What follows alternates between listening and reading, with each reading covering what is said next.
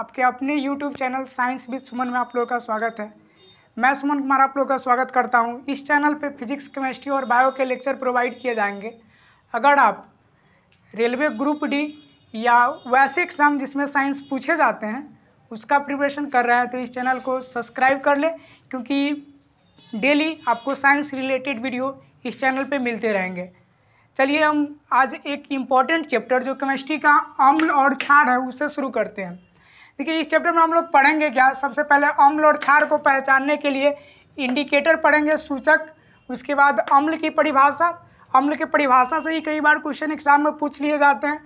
फिर अम्ल के वर्गीकरण, फिर अम्ल के गुण, क्षार की परिभाषा और क्षार के वर्गीकरण, और लास्ट में क्षार के गुण।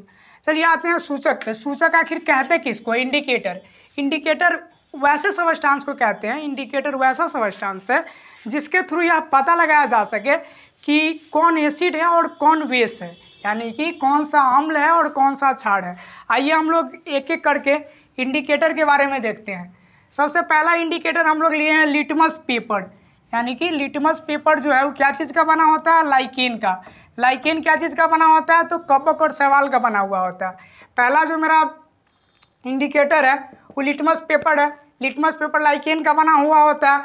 और ये एसिड में यानी कि अम्ल में और क्षार में कौन कौन से कलर देता है उसके बारे में देखते हैं। देखिए, अम्ल में कौन कलर देगा? अम्ल में ही ब्लू टू रेड हो जाएगा, यानी कि नीला से लाल हो जाएगा, ब्लू टू रेड हो जाएगा। और क्षार में कैसा हो जाएगा? Red to blue. यानी कि लिटमस पेपर में हम लोग क्या देखें, अम्ल में ये litmus paper blue to red हो जा रहा है और क्षार में कैसा हो जा रहा है? रेड टू ब्लू हो जा रहा है। ठीक है। अगला जो इंडिकेटर है मेरा वो है मिथाइल ऑरेंज। इसका नेचुरल कलर क्या होता है? नेचुरल का मतलब जब तक इसको एसिड या बेस में नहीं डाले थे तब तक इसका नेचुरल कलर अपना रहता है, और इसका अपना नेचुरल कलर आता है ऑरेंज कलर का। ठीक है। जब तक इसको किसी चीज़ में डाला नहीं गया है तब तक ऑरेंज कलर का रहेगा। जब भी इसको एसिड में डाल दीजिए, एसिड में डाल दीजिए तो कौन सा कलर दे देगा? Red colour. और बेस में डाल दीजिए तो येलो कलर दे देगा। ठीक है। पहला देखें हम लोग लिटमस पेपर जो एसिड में ब्लू टू रेड हो जाता है और बेस में रेड टू ब्लू हो जाता है। ठीक है। दूसरा methyl orange. Methyl orange acid में रेड कलर देता है और बेस में येलो कलर दे देता है। ठीक है। तीसरा जो मेरा है वो है फेनोफथलीन। फेनोफथलीन का ओरिजिनल कलर क्या होता है, यानी कि नेचुरल कलर, ये कलरलेस होता है। ठीक है। जब इसको एसिड में डालते हैं तो ये कलरलेस ही रह जाता है, और बेस में डालने पर ये पिंक कलर दे देता है। कौन सा कलर दे देगा? पिंक, यानी कि गुलाबी कलर दे देता है। ठीक है। मेरा चौथा इंडिकेटर है ओलिफैक्टिक इंडिकेटर है। ओलिफैक्टिक इंडिकेटर क्या होता है? हम लोग सबसे ज़्यादा स्टूडेंट लाइफ में ओलिफैक्टिक इंडिकेटर का यूज करते हैं। कहाँ करते हैं? तो कोचिंग से पढ़ के आते हैं और देखते हैं चावल को सूंघकर, यानी कि एसिडिटी आ गया या नहीं, खट्टा हो गया या नहीं, यानी कि सूंघकर एसिडिटी या बेस को पता लगा लेना ही ओलिफैक्टिक इंडिकेटर कहलाता है। कौन कौन से इंडिकेटर देखा? लिटमस पेपर ये एसिड में कौन से हो जाता है, कौन कलर से कौन कलर में? तो ब्लू टू रेड में। क्षार में क्या हो जाता है? रेड टू ब्लू हो जाता है। मिथाइल ऑरेंज एसिड में रेड कलर देगा और बेस में येलो कलर देगा। फेनोफथलीन एसिड में ही कलरलेस रहेगा, एसिड में कोई कलर नहीं देगा, और बेस में कौन से कलर हो जाएंगे? पिंक कलर हो जाएगा। ओलिफैक्टिक इंडिकेटर वैसे इंडिकेटर है जिसको सूंघकर पता लगा लिया जाएगा कि ये एसिडिक है या बेसिक है। ऐसे इंडिकेटर को क्या बोला जाएगा? ओलिफैक्टिक इंडिकेटर बोला जाएगा। चलिए सूचक के बाद पढ़ते हैं अम्ल के परिभाषा। अम्ल के परिभाषा क्या है कि अलग अलग साइंटिस्ट ने अम्ल को अलग अलग तरीके से डिफाइन किया। सबसे पहले आर्हेनियस आए। आर्हेनियस नामक साइंटिस्ट कैसे अम्ल को परिभाषित किए? अम्ल एक वैसा पदार्थ है जो पानी में क्या करता हो? H+ डोनेट कर देता हो। कहाँ डोनेट करता हो? पानी में H+ डोनेट कर देता हो, उसी को अम्ल कहते हैं। ठीक है। दूसरा आया ब्राउनस्टेड एंड लॉरी। ये दो अलग अलग साइंटिस्ट थे। एक क्या बताया कि प्रोटॉन डोनर होता है। एसिड क्या होता है? प्रोटॉन डोनर होता है। अब देखिए, ये डिफिनेशन और इस डिफिनेशन में सिमिलरिटी मिलती है। कैसे सिमिलरिटी मिलती है? आर्हेनियस कहा था कि H+ डोनेट करता हो। क्या करता हो? H+ डोनेट करता हो। और ये कह रहा है कि प्रोटॉन डोनेट करता हो। आखिर प्रोटॉन क्या होता है? प्रोटॉन जैसे कि मान लीजिए कि न्यूक्लियस हो कोई चीज़ के, न्यूक्लियस के अंदर न्यूट्रॉन प्लस प्रोटॉन होते हैं और इसके बाहर क्या करते रहते हैं? इलेक्ट्रॉन्स रिवॉल्व्स करते रहते हैं। इलेक्ट्रॉन इसके चारों तरफ चक्कर लगाते रहते हैं। ठीक है। तो इसमें और इसमें सिमिलरिटी किस तरह है कि H+ ही खुद एक प्रोटॉन है, जैसे कि हाइड्रोजन में एक इलेक्ट्रॉन है और एक प्रोटॉन है, ठीक है। इसमें न्यूट्रॉन नहीं है। पूछा जाता है कि किस में न्यूट्रॉन नहीं होता है, तो वहाँ पे आंसर हाइड्रोजन हो जाएंगे। तो एक H+ खुद प्रोटॉन है, इसी को कॉपी कर दिया गया है, यानी कि ब्राउनस्टेड और लॉरी कह रहा है कि ये प्रोटॉन डोनर हो। लेकिन दोनों में डिफरेंस क्या है? सिमिलरिटी था कि एक तरीके से इनडायरेक्टली देखा जाए तो दोनों कह रहा है कि दोनों प्रोटॉन देगा, ठीक है। लेकिन डिफरेंस क्या है? ये कहा पानी में जाकर H+ देगा, और ब्राउनस्टेड और लॉरी का कहना है कि एसिड एक ऐसा सब्सटेंस है जो कहीं भी H+ दे देगा, ठीक है, यानी कि कहीं भी प्रोटॉन दे देगा। अगला है लुईस। लुईस क्या बताया कि लोन पेयर एक्सेप्टर होगा, यानी कि लोन पेयर क्या हो गया कि इलेक्ट्रॉन की एक जोड़ी, यानी कि एक जोड़ी इलेक्ट्रॉन को ही क्या कहते हैं? लोन पेयर कहते हैं। तो एसिड एक ऐसा सब्सटेंस है लुईस के हिसाब से जो क्या करेगा? एक जोड़ी इलेक्ट्रॉन ग्रहण करेगा। अब आगे पढ़ते हैं अम्ल के परिभाषा के बाद अम्ल के वर्गीकरण। चलिए अम्ल के वर्गीकरण की तरफ आते हैं। अम्ल के वर्गीकरण दो तरीके से किया गया है, उसको देखते हैं।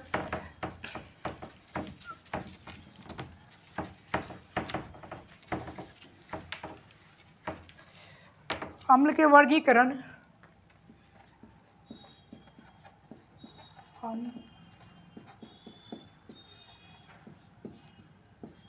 अम्ल के वर्गीकरण देखिए, अम्ल का वर्गीकरण दो तरीका से किया गया। एक जो नेचुरली अवेलेबल है, मतलब हमको जिस तरीके से मिल पाता है, तो पहला था मिनरल एसिड, मिनरल एसिड। दूसरा कार्बनिक, मिनरल एसिड और कार्बनिक एसिड। मिनरल एसिड को कभी कभी खनिज एसिड भी कह दिया जाता है। क्या कह दिया जाता है? खनिज एसिड। खनिज एसिड क्या है कि वैसा एसिड जो हम लोग को मिनरल के रूप में प्राप्त होता है, यानी कि मिनरल से प्राप्त होता है, उसको क्या बोलेंगे? मिनरल एसिड बोलेंगे। इसमें मेन रूप से आता है HCl, हाइड्रोक्लोरिक एसिड। दूसरा H2SO4 और तीसरा नाइट्रिक एसिड HNO3, ठीक है। दूसरा आता है कार्बनिक एसिड। कार्बनिक एसिड क्या होता है? वैसा एसिड जो किसी प्लांट या एनिमल से, यानी कि किसी पेड़ पौधे या जानवर से प्राप्त किए जाते हैं, उसे कार्बनिक यौगिक कहते हैं। जैसे कि चींटी के डंक में क्या पाया जाता है? तो मिथेनोइक अम्ल। सेब में कौन सा अम्ल पाया जाता है? तो मैलिक अम्ल। फिर खट्टे फल में क्या पाया जाता है? Citric acid. उसी तरीके से अम्ल को यानी कि बांटा गया है। दूसरा, अम्ल के स्ट्रेंथ के अनुसार से, यानी कि अम्ल का कितना स्ट्रेंथ है रिएक्शन करने का, उसके हिसाब से दो तरीके से बांटा गया है। पहला है स्ट्रॉन्ग एसिड, स्ट्रॉन्ग का। दूसरा वीक। देखिए हम पीछे जो पढ़े थे कि एसिड का दो कैटेगरी है, मिनरल एसिड और ऑर्गेनिक एसिड। मिनरल एसिड जो होता है ना, वही स्ट्रॉन्ग एसिड आ जाते हैं। जो मिनरल एसिड जो था,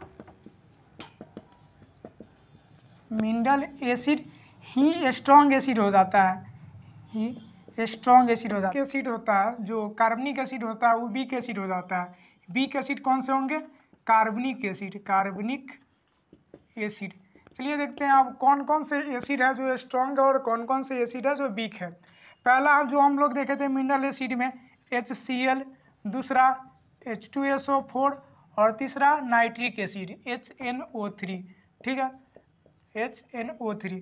देखिए HCl और H2SO4 और HNO3 या हाइड्रोक्लोरिक एसिड, सल्फ्यूरिक एसिड और नाइट्रिक एसिड, ये तीनों एसिड जो होंगे वो कैसे एसिड हो जाएंगे? तो स्ट्रॉन्ग एसिड हो जाएंगे, ठीक है। इसका pH लगभग -7 के बराबर होता है, इसका pH -5 के बराबर होता है और इसका pH -3 के आसपास हो जाता है, ठीक है। ध्यान दीजिएगा, इस तीनों में कौन सबसे ज़्यादा स्ट्रॉन्ग है?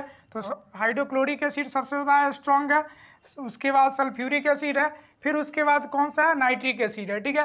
लेकिन वीक एसिड में देखते हैं हम लोग को, वीक एसिड में मेन रूप से दो एसिड याद रखना है। पहला मेथेनोइक एसिड CH3COOH, ये क्या है? वीक एसिड है। दूसरा कार्बोनिक एसिड H2CO3, यानी कि ध्यान रखिएगा हम लोग को जो स्ट्रॉन्ग एसिड और वीक एसिड है इसका बहुत ज़्यादा यूज पड़ने वाला है। आगे वाले चैप्टर जो लवण पढ़ेंगे हम लोग, सॉल्ट पढ़ेंगे, सॉल्ट में इसका बहुत ज़्यादा यूज आने वाला है। पहला स्ट्रॉन्ग एसिड में कौन हो जाएगा, तो सल्फ्यूरिक हाइड्रोक्लोरिक एसिड, दूसरा सल्फ्यूरिक एसिड, तीसरा नाइट्रिक एसिड, ठीक है। उसके बाद कार्बनिक एसिड, वीक एसिड में कौन से हो जाएंगे, तो मिथेनोइक एसिड और कार्बोनिक एसिड, ठीक है। इसका नाम है मिथेनोइक एसिड, मिथेनोइक, और इसका नाम है कार्बनिक एसिड, ठीक है। अम्ल को दो तरीके से वर्गीकृत किए हैं। पहला अम्ल का वर्गीकरण किया गया है कि वो कैसे अवेलेबल है, अवेलेबल के बेसिस पे दो तरीके से किया गया था। कौन कौन, तो पहला था मिनरल एसिड, यानी कि जो मिनरल से एसिड प्राप्त कर लिए जाते हैं उसको क्या कहेंगे, मिनरल एसिड कहेंगे। और जो प्लांट और एनिमल से प्राप्त कर लिए जाते हैं उसको कार्बनिक एसिड यानी कि ऑर्गेनिक एसिड कहेंगे, ठीक है। उसके बाद स्ट्रेंथ के हिसाब से, यानी कि ये कैसे रिएक्शन करता है, कितना जल्दी रिएक्शन करता है, कितना हाइड्रोजन देता है, उसके हिसाब से दो तरीके से बांटा गया, स्ट्रॉन्ग एसिड और वीक एसिड। स्ट्रॉन्ग एसिड कौन होंगे, तो जो मेरा मिनरल वाला एसिड था वो स्ट्रॉन्ग एसिड हो जाएगा, और कार्बनिक एसिड था यानी कि ऑर्गेनिक एसिड था वो वीक एसिड हो जाएगा, ठीक है। अम्ल के वर्गीकरण हो गया। आगे हम लोग पढ़ते हैं अम्ल के गुण, ठीक है। ये बहुत इंपॉर्टेंट है, इससे ग्रुप डी में बहुत बार बहुत सारे क्वेश्चन बने हैं। अम्ल के गुण जो है आप लोग ध्यान दीजिएगा। अम्ल के गुण में सबसे पहले हमको पढ़ना है कि अम्ल जो होता है ना उस स्वाद में क्या होता है, स्वाद में खट्टा होता है। क्या होता है, खट्टा होता है। बहुत बच्चे इसको डिफिनेशन समझने लगते हैं। अम्ल का परिभाषा बहुत लोग ये बताते हैं कि स्वाद में खट्टा होता है, नहीं, अम्ल का परिभाषा नहीं है, ये अम्ल का गुण है, ठीक है ना, स्वाद में खट्टा होता है। दूसरा कि नीले लिटमस पत्र को क्या कर देता है, लाल कर देता है, ठीक है, दो क्वालिटी हुआ। तीसरा, यह विद्युत का सुचालक होता है। अम्ल का जो विलयन है विद्युत का क्या होगा, सुचालक होगा। अम्ल का विलयन क्या होंगे, विद्युत का सुचालक होंगे, ठीक है। अम्ल वाला प्रॉपर्टी तभी शो करता है जब आप उसको मॉइस्चराइज कीजिएगा, यानी कि उसमें कुछ पानी का ड्रॉप्स मिलाइएगा। कभी कभी ग्रुप डी में क्वेश्चन पूछ लिया जाता है कि मान लीजिए अम्ल में ड्राई लिटमस पेपर डाल देंगे तो क्या होगा, तो वहाँ पे कुछ नहीं होगा जब तक मॉइस्चर नहीं होगा या अम्ल में या लिटमस पेपर में, तब वो ब्लू से रेड नहीं हो सकता है। तो यानी कि अम्ल का जब हम अम्ल का विलयन बनाएंगे उसका विलयन क्या करेगा, विद्युत का सुचालक हो जाएगा, ठीक है। चौथा प्रॉपर्टी और इम्पॉर्टेंट क्या है, अम्ल को, किसको, अम्ल को अगर धातु से रिएक्शन करवाते हैं, धातु क्या होता है, तो धातु आई होप आप लोग जानते होंगे, नहीं तो हम मेटल नॉन मेटल वाले चैप्टर में पढ़ेंगे इसको, ठीक है। धातु, अम्ल को धातु से रिएक्शन करवाते हैं तो क्या बनता है, धात्विक सॉल्ट बनेगा, यानी कि metal salt plus hydrogen gas क्या कर देगा, रिवॉल्व कर देगा, ठीक है, हाइड्रोजन गैस रिवॉल्व कर देगा। तो ये इंपॉर्टेंट प्रॉपर्टी है कि अम्ल को धातु से रिएक्शन करवाएंगे तो क्या होगा, तो अम्ल का सॉल्ट बनाएगा प्लस हाइड्रोजन गैस छोड़ देगा, ठीक है। कभी कभी क्वेश्चन में पूछ लिया जाता है कि हाइड्रोजन गैस कब निकलेंगे, तो ये ध्यान रखिएगा, अम्ल को धातु से रिएक्शन करवाएंगे तो हाइड्रोजन गैस निकलेगा। जैसे इसका एग्जांपल देखते हैं, अम्ल ले लेते हैं HCl, अम्ल कौन सा, HCl प्लस धातु ले लेते हैं सोडियम मेटल के साथ रिएक्शन करवाते हैं तो क्या बनेगा, NaCl बनेगा, NaCl plus H2 gas revolve कर देगा, ठीक है।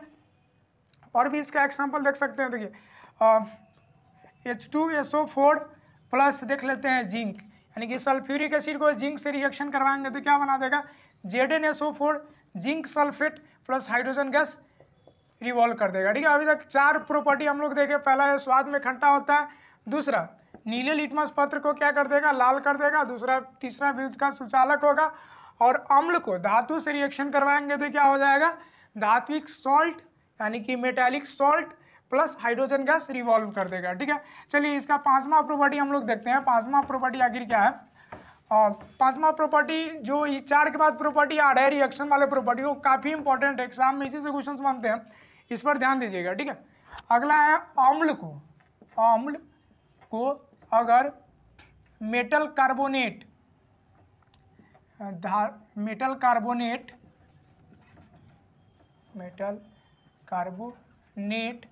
या अम्ल को ये पांचवा प्रॉपर्टी है, अम्ल को मेटल कार्बोनेट या अम्ल को मेटल बाइकार्बोनेट से रिएक्शन करवाते हैं, या इसी को मेटल बाइकार्बोनेट को कभी कभी मेटल हाइड्रोजन कार्बोनेट कह दिया जाता है। मेटल हाइड्रोजन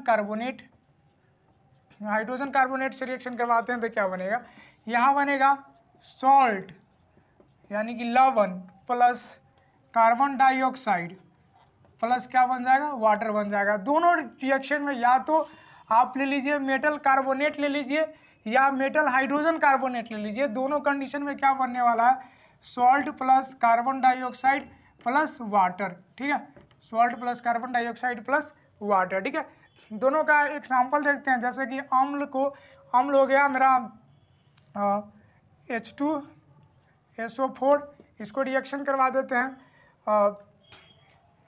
Na2CO3 से। ठीक है, जाकर क्या बना देगा, उधर जाकर बना देगा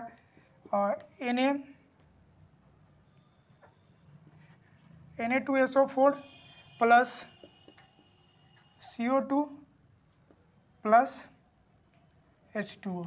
ठीक है, या H2SO4 को किससे रिएक्शन करवा दीजिए, NaHCO3, यानी कि इसमें एक हाइड्रोजन लग जाता है तो मेटल हाइड्रोजन कार्बोनेट बन जाता है, अगर नहीं लगा है तो मेटल सीधा कार्बोनेट है। ठीक है, यहाँ भी बन जाएगा Na2SO4 plus CO2 plus H2O। यानी कि अगर हम अम्ल को धातु के कार्बोनेट या धातु के हाइड्रोजन कार्बोनेट से रिएक्शंस करवाते हैं तो क्या क्या बन जाएंगे, वो बन जाएगा salt plus carbon dioxide plus water. ठीक है, अब आगे एक अगला रिएक्शंस देखते हैं अम्ल का। अगला रिएक्शंस क्या है, अगला रिएक्शंस है अम्ल को अगर क्षार से रिएक्शन करवा दिया जाए, अम्ल को क्षार से, अम्ल प्लस क्षार, अम्ल को क्षार से अगर रिएक्शन करवा दिया जाए तो यह क्या बनाएगा, सॉल्ट प्लस वाटर। ये काफ़ी बार एग्जाम में पूछ लिया गया है कि अम्ल को अगर क्षार से रिएक्शन करवाएंगे तो क्या बन जाएगा, सॉल्ट और वाटर बन जाएगा। ठीक है, जैसे कि अम्ल में ले लेते हैं हम लोग HCl और क्षार में ले लेते हैं NaOH। ठीक है, अम्ल में HCl और क्षार में NaOH लिख लेते हैं तो क्या बन जाएगा यहाँ पे NaCl प्लस H2O। ठीक है, इसको उदासीनीकरण अभिक्रिया भी कहते हैं, यानी कि अम्ल और क्षार को मिला दीजिए तो ये क्या बन जाएगा, सॉल्ट प्लस वाटर बन जाएगा। ठीक है, इसको उदासीनीकरण अभिक्रिया भी कहते हैं, यानी कि neutralisation reaction, that means neutralisation reaction. ठीक है, यानी कि अम्ल को क्षार से रिएक्शन करवाएंगे तो न्यूट्रलाइजेशन रिएक्शन बन जाएगा। ठीक है, अगला इसका प्रॉपर्टी है, अगला प्रॉपर्टी है कि अम्ल को धातु के ऑक्साइड, धातु के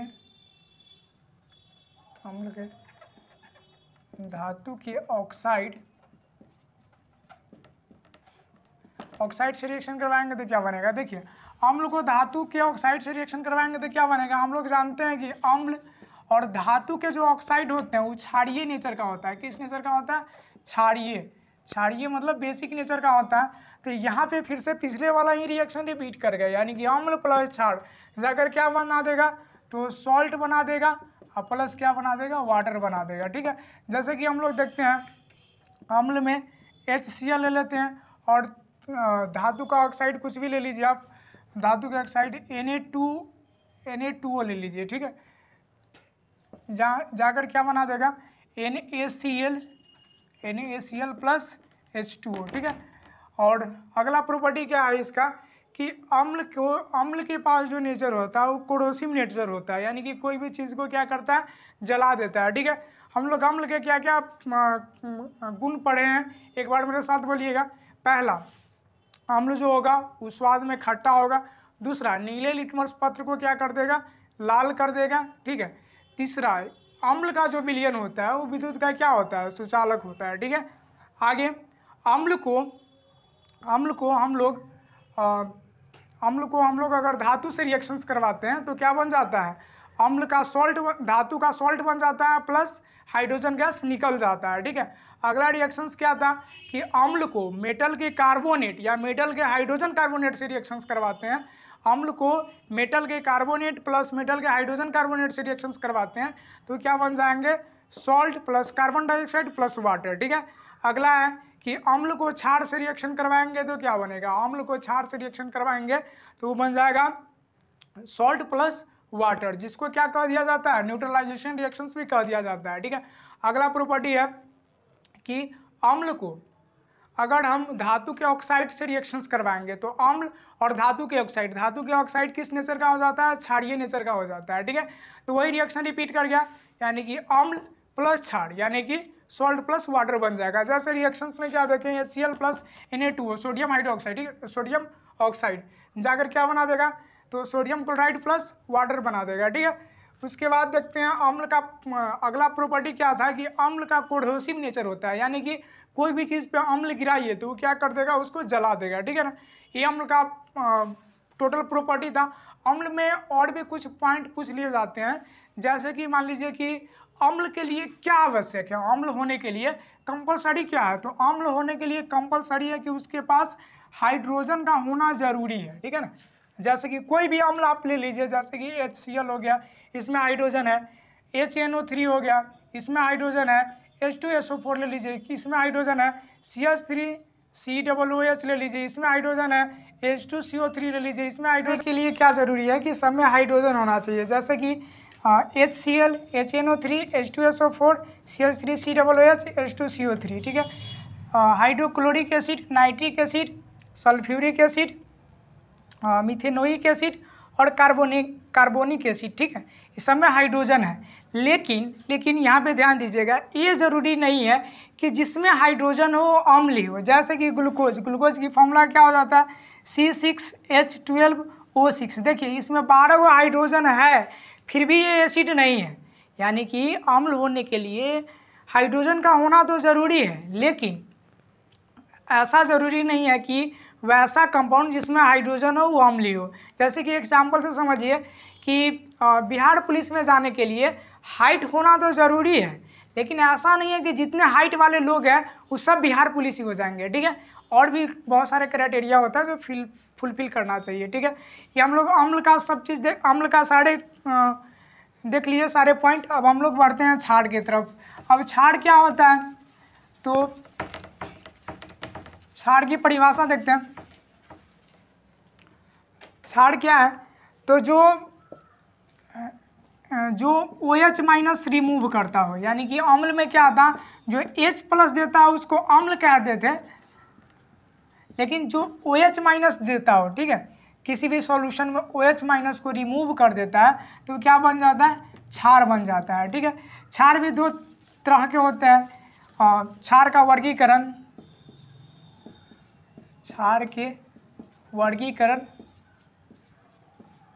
क्षार का वर्गीकरण ही दो तरीके का होता है। एक होगा स्ट्रॉन्ग बेस, दूसरा वीक बेस। ठीक है, स्ट्रॉन्ग में कौन कौन से आ जाएंगे, स्ट्रॉन्ग बेस उसको कहते हैं जो वाटर में आयनाइज्ड होने के बाद बहुत ज़्यादा अमाउंट में क्या करता हो, OH माइनस यानी कि हाइड्रो ऑक्साइड आयन दे देता हो। ठीक है, कौन सा आयन, हाइड्रो ऑक्साइड आयन जो देता है उसको क्षार कहते हैं। जो बहुत ज़्यादा अमाउंट में और ईजिली हाइड्रो ऑक्साइड आयन छोड़ देता है उसको क्या बोलेंगे, स्ट्रॉन्ग बेस बोलेंगे। और जो बहुत कम और बड़ी मुश्किल से OH माइनस देता हो उसको वीक बेस बोलेंगे। ठीक है, स्ट्रॉन्ग में कौन आएंगे, तो सोडियम और पोटेशियम का हाइड्रोक्साइड, जैसे कि NaOH और KOH, इसको बोलते हैं सोडियम हाइड्रोक्साइड या पोटेशियम हाइड्रोक्साइड। ये दो ऐसे हैं, दो ही याद रखिएगा जो स्ट्रॉन्ग बेस है। बाकी दूसरे का हाइड्रोक्साइड जैसे कि मैग्नीशियम हाइड्रोक्साइड MgOH का होल ट्वाइस, कैल्शियम का हाइड्रोक्साइड CaOH का whole twice, NH4OH, ammonium hydroxide, ये सब क्या हो जाएंगे, वीक बेस हो जाएंगे। स्ट्रॉन्ग बेस कौन कौन से होंगे, सोडियम और पोटेशियम। स्ट्रॉन्ग कौन कौन होगा, सोडियम और पोटेशियम। ठीक है ना, सोडियम का हाइड्रोक्साइड और पोटेशियम का हाइड्रोक्साइड। ठीक है ना, सोडियम हाइड्रोक्साइड और पोटेशियम हाइड्रोक्साइड। और वीक बेस कौन सा होगा, मैग्नीशियम का हाइड्रोक्साइड, कैल्शियम का हाइड्रोक्साइड और अमोनिया का हाइड्रोक्साइड, यानी कि मैग्नीशियम हाइड्रोक्साइड, कैल्शियम हाइड्रोक्साइड और अमोनियम हाइड्रोक्साइड, ठीक है, ये वीक बेस हो जाएंगे, ठीक है। तो बेस का वर्गीकरण देख लिए। चलिए अब देखते हैं क्षार के गुण। क्षार के पहला गुण क्या है कि ये स्वाद में कड़वा हो, यानी कि स्वाद में क्या हो, कड़वा हो जाए, ठीक है। दूसरा, ये लाल लिटमस पेपर को क्या कर देता है, नीला कर देता है, ठीक है। तीसरा इसका गुण क्या है कि छूने पर यह साबुन जैसा अनुभव कर देगा, ठीक है, छुइएगा तो ये चिपचिपा टाइप का फील होगा, ठीक है। चौथा प्रॉपर्टी क्या है कि धातु को क्षार से रिएक्शन करवाएंगे, यानी कि क्षार को धातु से रिएक्शन करवाएंगे तो यहाँ भी सॉल्ट प्लस हाइड्रोजन गैस बनेगा, सॉल्ट प्लस हाइड्रोजन गैस बनेगा। जैसे कि एक क्षार ले लिए, सोडियम हाइड्रोक्साइड क्या है, क्षार है, ये धातु से रिएक्शन यानी कि जिंक से रिएक्शन करवाते हैं तो क्या बनेगा, Na2ZNO, इसको क्या बोला जाता है, सोडियम जिंकेट, क्या बोलेंगे, सोडियम जिंकेट, ठीक है, प्लस हाइड्रोजन गैस रिमूव कर देगा, ठीक है।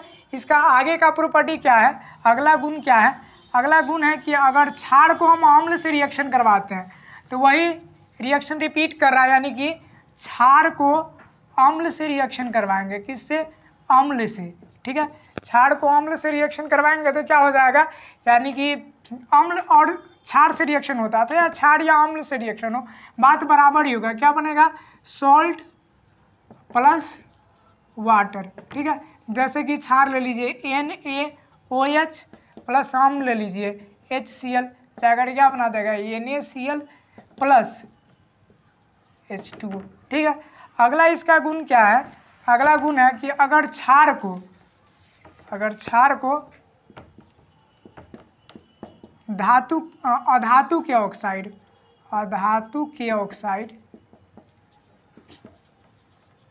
से रिएक्शन करवाएंगे तो क्या होगा, देखिए वहाँ पे हम लोग अम्ल को धातु के ऑक्साइड से रिएक्शन करवाते थे, अम्ल को धातु के ऑक्साइड, तो धातु के ऑक्साइड बेसिक नेचर शो करता था, यानी कि बेस के तरह, क्षार के तरह बिहेव करता था, तो वहाँ अम्ल को धातु के ऑक्साइड से रिएक्शन करवाते थे तो लवण और जल बनता था, ठीक है। और धातु के ऑक्साइड क्या हो जाता है, अम्लीय हो जाता है, ठीक है। तो फिर से वही रिएक्शन रिपीट कर रहा है कि क्षार यानी कि प्लस अम्ल, यानी कि धातु के ऑक्साइड कैसा हो जाएंगे, अम्ल हो जाएंगे, तो यहाँ पे क्या बना देगा, सॉल्ट प्लस वाटर। जैसे कि इसका एक रिएक्शन देखते हैं, क्षार हो गया मेरा, कैल्शियम हाइड्रोक्साइड ले लेते हैं CaOH का होल ट्वाइस, ठीक है, कैल्शियम हाइड्रोक्साइड CaOH का होल ट्वाइस, इसको धातु के ऑक्साइड जैसे कि कार्बन डाइऑक्साइड से रिएक्शन करवा दिए, क्या बनाता है, CaCO3, ठीक है, CaCO3 कैल्शियम कार्बोनेट प्लस क्या बना देगा, H2O बना देगा, ठीक है, प्लस क्या बना देगा, H2O बना देगा। तो यही टोटल क्षार की गुण हो गया। पहला गुण क्या था कि यह स्वाद में कड़वा होगा, दूसरा गुण क्या था कि इसको छूने पर सॉपी टेस्ट होगा, यानी कि साबुन जैसा फील होगा, तीसरा क्या था कि लाल लिटमस पेपर को क्या कर देता है, नीले में कन्वर्ट कर देता है। चौथा, अगर क्षार को हम लोग मेटल से रिएक्शन करवाएंगे यानी कि धातु से रिएक्शन करवाएंगे तो क्या बनेगा, तो सॉल्ट प्लस हाइड्रोजन गैस बन जाएंगे, ठीक है। जैसे इसका रिएक्शन था कि क्षार में NaOH ले लीजिए, सोडियम हाइड्रोक्साइड प्लस उसको किसके साथ रिएक्शन करवा दीजिए, जिंक के साथ, तो क्या बनाता है, सोडियम जिंकेट प्लस वाटर बना देगा, ठीक है। अगला प्रॉपर्टी है कि क्षार को अम्ल से रिएक्शन करवा दीजिए तो जल और सॉल्ट बना देगा, इसे हम लोग निर्जली, इसे हम लोग उदासीनीकरण अभिक्रिया भी कहते हैं, यानी कि न्यूट्रलाइजेशन रिएक्शंस, ठीक है। तो ये हम लोग अम्ल और क्षार के गुण देखे हैं, ठीक है। हम लोग शुरुआत से देखें, सूचक मेन रूप से हम लोग लिटमस पेपर पढ़े हैं, फेनोफथलीन पढ़े हैं, मिथाइल ऑरेंज पढ़े, ऑलिफैटिक इंडिकेटर पढ़े, और एक इंडिकेटर बताना उस समय भूल गए थे, उसको बोलते हैं यूनिवर्सल इंडिकेटर। यूनिवर्सल इंडिकेटर क्या होता है, जो डिफरेंट कलर पे, ठीक है, डिफरेंट कलर पे डिफरेंट pH शो करे, यानी कि pH की वैल्यू अगर 3 है तो कोई और कलर शो करेगा, और pH की वैल्यू 4 है तो कोई और कलर शो करेगा। तो ऐसे इंडिकेटर को यूनिवर्सल इंडिकेटर कहते हैं, जो हम लोग मेन रूप से pH वाले चैप्टर में पढ़ेंगे। अगला जो वीडियो अपलोड किया जाएगा उसमें सॉल्ट यानी कि अम्ल और क्षार के रिएक्शन से जो सॉल्ट बने हैं वो वीडियो काफ़ी इंपॉर्टेंट होने वाला है। सॉल्ट प्लस pH पढ़ा जाएगा, pH स्केल। अगर आपको ये वीडियो हेल्पफुल लगता है तो चैनल को सब्सक्राइब कीजिए। आज मेरा पहला वीडियो था और हिंदी और इंग्लिश दोनों लैंग्वेज को लेकर कंफ्यूज हो जाने की वजह से कहीं लैग कर गया है, तो उसको आप लोग एडजस्ट कर लीजिएगा। चलिए, जय हिंद।